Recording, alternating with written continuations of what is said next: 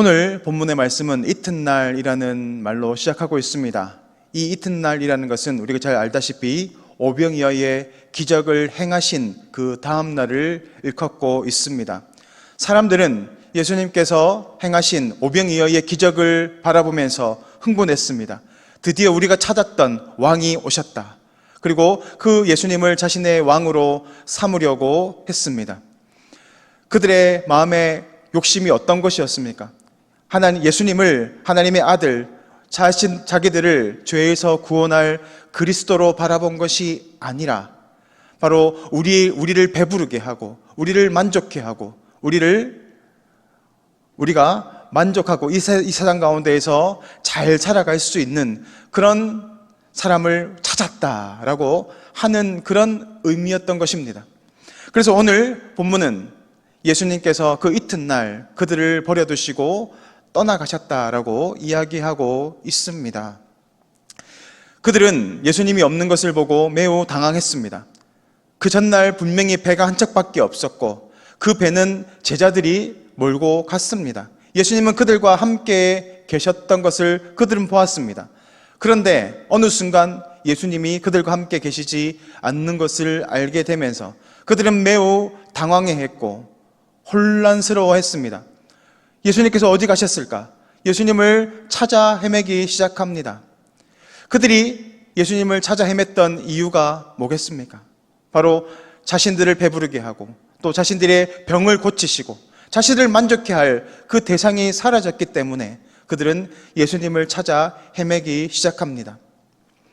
그들이 예수님을 구원자로 바라본 것이 아니라 마치 도깨비 방망이처럼 예수님을 생각했습니다.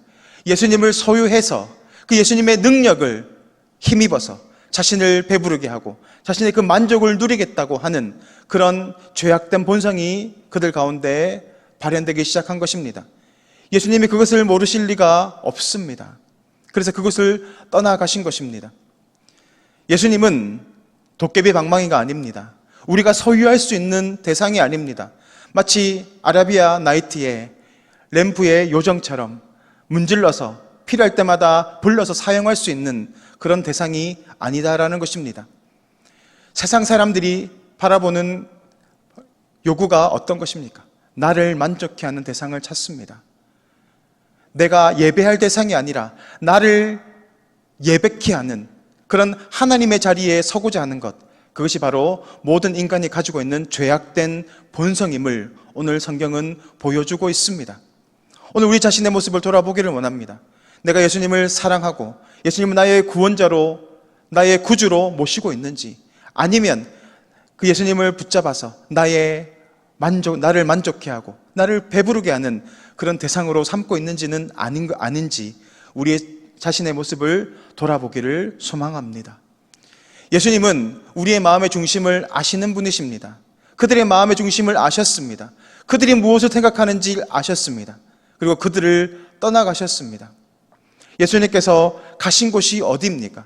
예수님이 찾아가는 자리는 바로 제자들이 있는 곳이었습니다. 그래서 물 위를 걸어서 제자들이 있는 곳으로 나아갔던 것입니다.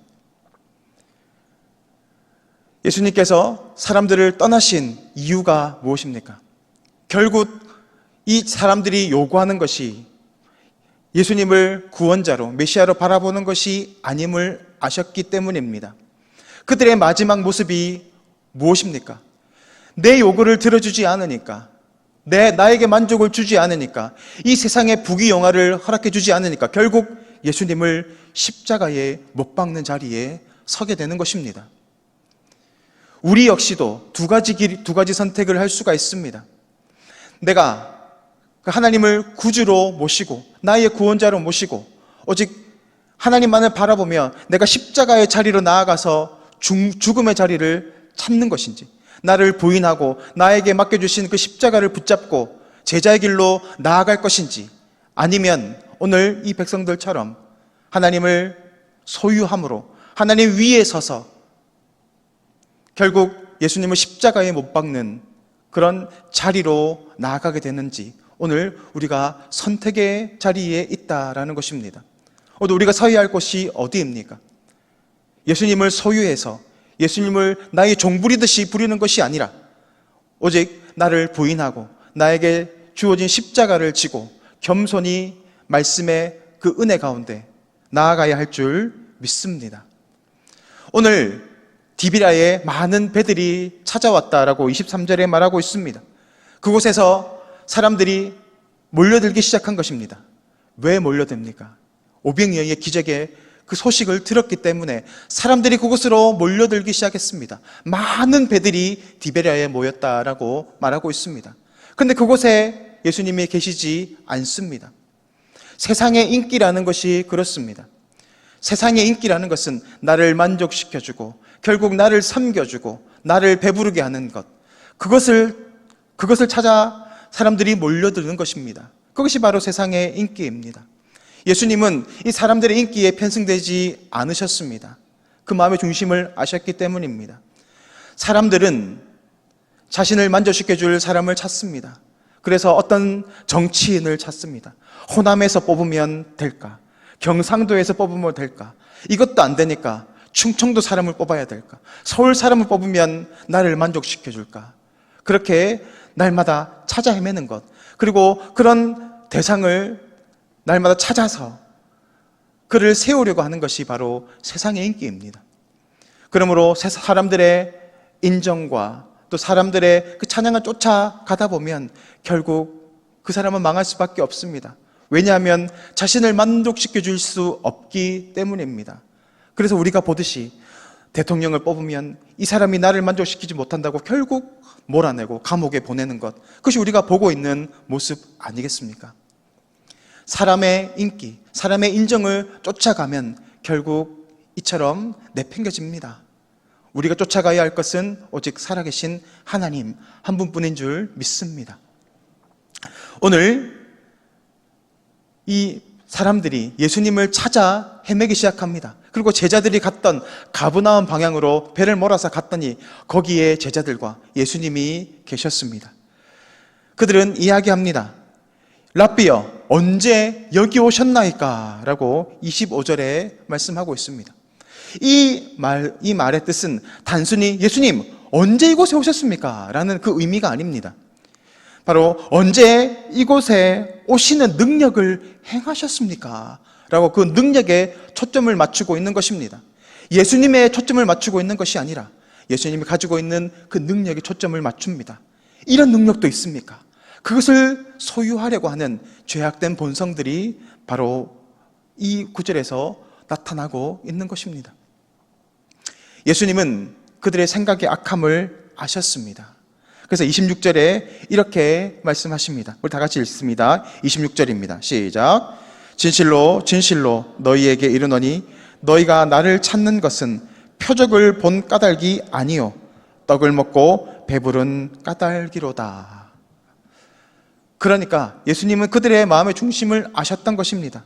너희들이 나를 찾는 것은 이 표적을 통하여서 이분이 하나님께서 보내신 메시아구나, 이분을 통해서 이분만을 바라보고 나아갈 때 우리가 하나님과의 온전한 관계가 회복되겠구나, 하나님께 나아갈 수 있겠구나 라고 바라본 것이 아니라 그 예수님의 능력을 통해서 내가 만족을 누리고 나의 배부르고 또 이 세상에서 부귀와 영화를 누릴 수 있겠구나 라고 하는 그 마음의 중심을 바라보셨던 것입니다. 부모가 자식을 키웁니다. 어떻게 키웁니까? 지극정성으로 키우지 않습니까? 자신이 가지고 있는 것을 다 부어놓고 자신의 모든 그 꿈과 소망을 다 내려놓고 자식을 위해서 헌신하는 것이 부모의 마음 아닙니까? 부모가 원하는 것이 무엇이겠습니까? 이 자식이 잘 되는 것, 그리고 나의 이 헌신과 사랑을 알아주는 것, 그것이 부모가 원하는 것 아니겠습니까? 그런데 그 자식이 그 부모의 사랑과 은혜를 기억하지 못하고 여전히 부모가 가지고 있는 그 재산에 눈을 뜨리고 있고 부모가 가지고 있는 부동산을 바라보면서 시시탐탐 노리고 있다면 부모님의 마음이 얼마나 아프겠습니까? 예수님의 마음이 그렇지 않으셨겠습니까? 그를 위해서 자신의 생명을 주시기 위하여 구원하기 위하여 이 땅에 나왔는데 이 어리석은 사람들은 그것을 바라보지 못하고 예수님이 가지고 있는 그 능력에 눈이 멀어서 예수님을 바라보는 것이 아니라 그 능력을 어떻게 하면 소유할까 하는 그런 악한 본성을 바라보시면서 예수님은 마음 아파하셨을 것입니다. 예수님께서 이 땅에 오신 목적은 양으로 생명을 얻게 하기 위함입니다. 자신의 생명을 바쳐서 우리를 구원해 내시기 위한 희생제물로 이 땅에 오셨습니다. 그런데 사람들은 여전히 그 예수님을 바라보지 못하고 자신의 부귀와 영화에 눈멀어 있습니다. 그래서 사도 바울은 너희들이 섬기는 것이 하나님이 아니라 너희의 배를 섬긴다라고 이야기합니다. 바로 빌립보서 3장 19절 말씀을 우리 다 같이 읽습니다. 시작. 그들의 마음은 멸망이요 그들의 신은 배요 그 영광은 그들의 부끄러움에 있고 땅의 일을 생각하는 자라. 우리가 이 죄악된 본성을 가지고 있는 사람이 원하는 것이 무엇이라는 것입니까? 바로 이 멸망을 향하여 나아가는 것, 바로 나의 배를 불리고 나의 만족을 위하여서 나아가는 것, 그것이 바로 어리석은 사람들의 인생이라는 것입니다. 우리가 그런 수준을 벗어나지 못했던 그런 존재였습니다. 그런데 우리가 하나님의 은혜를 받았고 우리의 죄성들이 깨달아지기 시작하고 오직 우리의 눈을 열어주셔서 우리의 소망은 이 땅에 있는 것이 아니라 오직 예수 그리스도께 있는 것을 바라보게 하셨던 것, 바로 하나님의 은혜인 줄 믿습니다. 그러므로 하나님은 우리에게 요구하시는 것이 무엇입니까? 바로 이것입니다. 29절 말씀을 다 같이 읽습니다. 시작. 예수께서 대답하여 이르시되 하나님께서 보내신 이를 믿는 것이 하나님의 일이니라 하시니. 아멘. 우리가 하나님을 예배합니다. 하나님 교회를 위해서 봉사하고 헌신합니다. 전도도 합니다. 구제하고 선한 일을 많이 합니다. 그렇지만 그 이전에 우리가 먼저 행하여야 할 것이 무엇이라는 것입니까? 하나님의 일이라고 하는 것은 바로 하나님께서 보내신 일을 믿는 것이 바로 그것입니다. 그것이 바로 우리의 최우선적인 일이 되어야 한다라는 것입니다. 우리가 주님을 만나면, 하나님의 은혜를 경험하게 되면 우리의 삶이 어떻게 된다는 것입니까? 하나님의 나라를 위하여서 일하는 제자의 삶을 살아가게 될 것이다 라고 하는 것입니다. 오늘도 우리가 먼저 무엇을 붙잡고 나아가야 할지를 바라보기를 원합니다. 사역을 바라보기 이전에 먼저 예수님을 붙잡고 있는 믿음 가운데 살아가고 있는지 우리 자신을 돌아보는 은혜의 시간 될 수 있기를 간절히 소망합니다. 이 시간 화면을 보시고 기도의 제목을 다 같이 읽겠습니다. 시작. 제자의 길 가운데 함께 하시는 주의 인도함 안에 살게 하소서.